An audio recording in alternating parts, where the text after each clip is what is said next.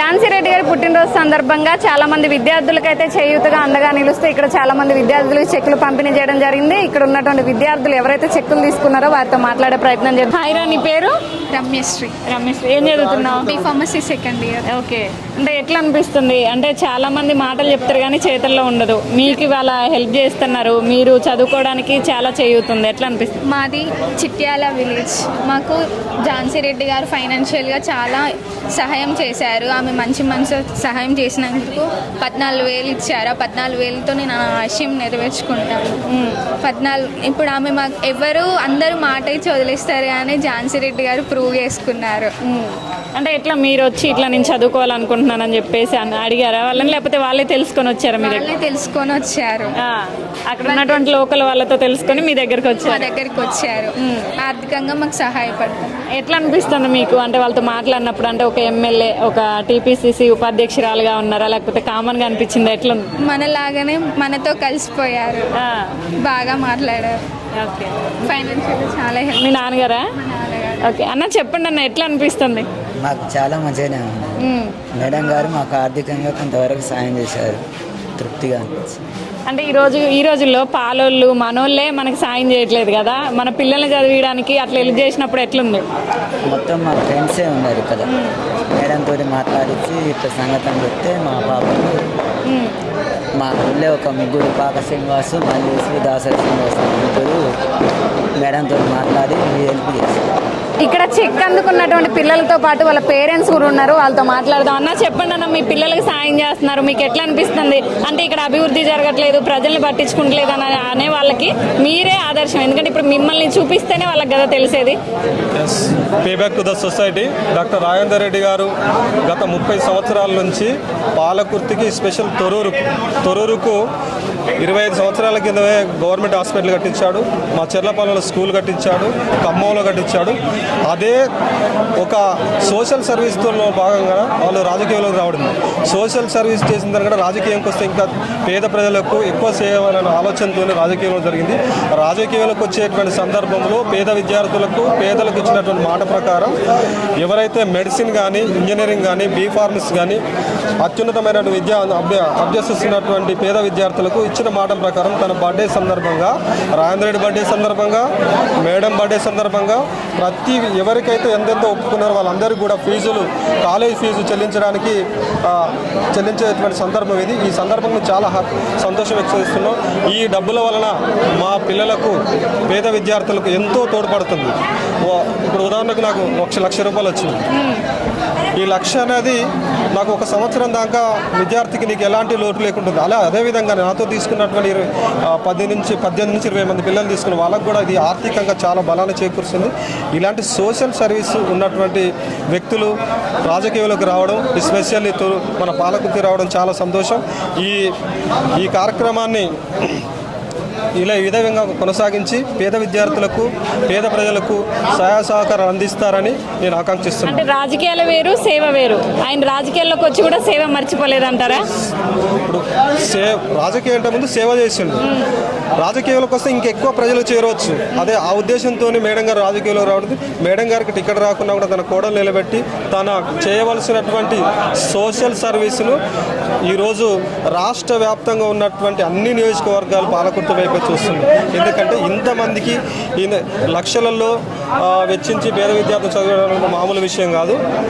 ఈ విషయానికి మేము చాలా సంతోషిస్తున్నాం, చాలా హ్యాపీ. హాయ్, మీ పేరు? Hi, my name is Hasini. I'm from Periked village. Okay, ఏం చదువుతున్నారు మీరు? I'm pursuing my diploma in Artificial Intelligence and Machine Learning in Hanmakonda, Rampur. Okay, అంటే మీరు మేడం దగ్గరికి అప్రోచ్ అయ్యారా? ఎట్లా స్టడీ పరంగా అని చెప్పేసి, లేకపోతే మీకు ఏం కావాలని చెప్పి మేడంని అప్రోచ్ అయ్యారు? Actually, my mother died last 6 years back. My father చాలా ఎకనామిక్గా చాలా బ్యాక్ డ్రాప్ ఉండే. So 10th I'm topper of the school. So madam వచ్చి I will help you have to study అని చెప్పారు. సో మొన్న కూడా ఎవరైతే టాపర్ అయ్యారో వాళ్ళకి ఖచ్చితంగా వాళ్ళందరినీ కూడా సన్మానించి చేయుతగా ఉంటామన్నారు, అది నిలుపుకున్నారా ఇవాళ అయితే? ఎస్, మీరు చెప్పారు ఖచ్చితంగా. 3 years నుంచి మేడం నాకు ఇయర్లీ 1 lakh ఇచ్చారు. మేడం వల్లనే ఐఎమ్ స్టడింగ్. అండ్ మా విలేజ్లో ఉన్న కార్యకర్తలు అందరూ నాకు చాలా హెల్ప్ చేశారు and Congress leaders and I'm very much thankful to the madam. Thank you. అంటే ఇప్పుడు మీరు ఇది ఓన్లీ స్టడీ కోసమేనా లేకపోతే ల్యాప్టాప్ అట్లా ఇంకా దేనికన్నా యూజ్ చేసుకున్నాను? Only for college fees. College fees every year కడుతున్నారు 1 lakh? 1 lakh for 3. This is the final year I'm studying. Okay, ఏమవుదాం అనుకుంటున్నారు? I want to become a business or software. Okay, అంటే ఇప్పుడు మీకు వాళ్ళు హెల్ప్ చేశారు, ఫ్యూచర్లో మీరు కూడా ఒక స్టేజ్కి వెళ్ళి మీలాంటి విద్యార్థులు హెల్ప్ చేయాలనుకుంటున్నావా? Sure, మేడం లాగా నేను కూడా when I'm in a post. పొలిటికల్లో దిగుతారా ఏంటి? No, not like that. But ఖచ్చితంగా నేను హెల్ప్ చేస్తాను. నాలాగా ఎవరు సఫర్ అవ్వకూడదు కదా. So I definitely help. అంటే ఆ పెయిన్ తెలిసిన వాళ్ళే ఎదుటి వాళ్ళకి చేయగలుగుతారు కాబట్టి మీరు అనుభవించారు కాబట్టి మీకు వాళ్ళ బాధ అర్థం అవుతుంది కాబట్టి మీరు ఇంకొక 10 మందికి సాయం చేయాలి. ఖచ్చితంగా చేసి చూపిస్తాను కూడా. I swear. ఓకే, ఇప్పుడు కూడా కాలేజ్ టాపర్ అవ్వాలని కోరుకుంటున్నాం. Once again all the best. ఇక్కడ ఇంకొంతమంది ఉన్నారు, వారితో మాట్లాడదాం. హాయ్, మీ పేరు? చందన. ఎక్కడ మీది? ఇక్కడేనా? ఇక్కడ వరంగల్ పెరకవేడు విలేజ్. ఓకే, మీరేం చదువుతున్నారు? MBA final year. MBA final year. Okay, అంటే ఎట్లా అనిపిస్తుంది మేడం? మీరు అప్రోచ్ అయ్యారా, వాళ్ళే మీరు తెలుసుకున్నారా? అప్రోచ్ అయినా మ్యామ్ కాలేజ్ ఫీ గురించి. సో కొంచెం మా మదర్కి ఫాదర్ డివోర్స్ అయింది. సో కొంచెం మేడంని హెల్ప్ సింగిల్ పేరెంట్. హెల్ప్ తీసుకుందామని మేడంని అప్రోచ్ అయ్యాము. మేడం హెల్ప్ అంటే అప్రోచ్ అయినప్పుడు వాళ్ళ ఫీలింగ్ ఎట్లుండే? మీరు వాళ్ళని కలిసినప్పుడు మీకు ఏమనిపించింది ఫస్ట్ ఇంప్రెషన్? మేడం అందరికీ హెల్ప్ చేస్తారని తెలిసిన విషయమే. సో దానివల్ల మేడంని అప్రోచ్ అయ్యాము, మాకు కూడా హెల్ప్ చేశారు. Thank you so much ma'am. Okay, అంటే ఇక MBA కాబట్టి ఖచ్చితంగా జాబ్లోకి వెళ్ళిపోతారు. సో ఫ్యూచర్ గోల్స్ ఇంకేమైనా ఉన్నాయా నీకు? చార్టెడ్ అకౌంట్ అవ్వాలని. ఓకే, ఇక మీ పేరు? నా పేరు హనుమాన్ల సాయిరెడ్డి, గ్రామం చెర్లపాలెం. నేను MBBS థర్డ్ ఇయర్ చదువుతున్నాను మంచిర్యాల గవర్నమెంట్ మెడికల్ కాలేజ్లో. ఓకే, అండ్ మొత్తం మెడిసిన్ డాక్టర్ అవ్వబోతున్నావు? ఓకే, అందరినీ కస కూసేయడమేనా? ఓకే, అంటే ఎట్లా అనిపిస్తుంది మీకు? ఎవరెవరో అంటుంటారు హెల్ప్ అనేది, కానీ చేస్తారా చేయరా అనేది డౌట్ మీద ఉంటాం. ఒక దగ్గరికి వెళ్తాం, మాట ఇస్తారు, మళ్ళీ అక్కడికి వెళ్ళాలన్నా అడగాలన్నా మనం ఇబ్బంది పడతాం. బట్ ఈరోజు మీకు ఇట్లా హెల్ప్ చేస్తారని మీరు అనుకున్నారా? నేను అనుకోలే, వాళ్ళు సడన్గా ఫోన్ చేసేళ్ళు ఒక 5 days ముందు చేసి నేను షాక్లో ఉన్నా ఫస్ట్. తర్వాత ఇప్పటికి కూడా అట్లే ఉన్నట్టున్నాం. కానీ అవును. ఓకే, కానీ ఇట్లా 30,000 ఇవ్వడం నాకు చాలా హ్యాపీగా ఉంది. మేడం పుట్టినరోజున వెళ్ళి నా ఆర్థిక పరిస్థితి చూసుకొని వాళ్ళు సాయం చేశారు. చాలా హ్యాపీగా ఉంది. ఓకే, అంటే ఇప్పుడు రేపు మెడిసిన్ అయిపోయి డాక్టర్ అయిపోయి మరి మీరు కూడా రేపు పొద్దున్న ఇంకో 10 మందికి సాయం చేయాలి. తప్పకుండా, నాది కూడా చెర్లపాలెం గ్రామం.